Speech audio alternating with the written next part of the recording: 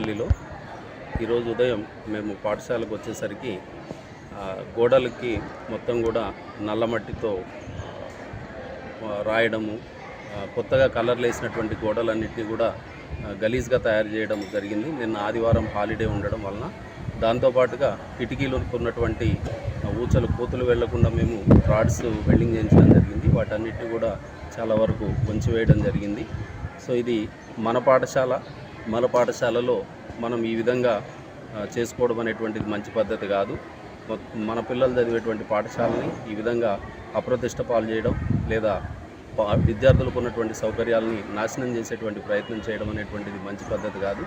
గ్రామస్తులకి ఈ పాఠశాలకు వచ్చేటువంటి అవుటర్స్కి తెలియజేసేది ఏంటంటే, ఇంకొకసారి ఇటువంటి పనులకు పాల్పడకుండా మన పాఠశాలని మనం కాపాడుకునేటువంటి ప్రయత్నం చేద్దాము. మీకు తెలిసినటువంటి వాళ్ళకు కూడా, పాఠశాలలో ఆడుతున్నటువంటి పిల్లలకు వాళ్ళకు కూడా దయచేసి తెలియజేయండి. ఇటువంటి పిచ్చి పిచ్చి పనులు చేయకుండా పాఠశాలని పరిశుభ్రంగా మంచిగా ఉంచుకునే దానికి అందరం కలిసి ప్రయత్నం చేద్దాం.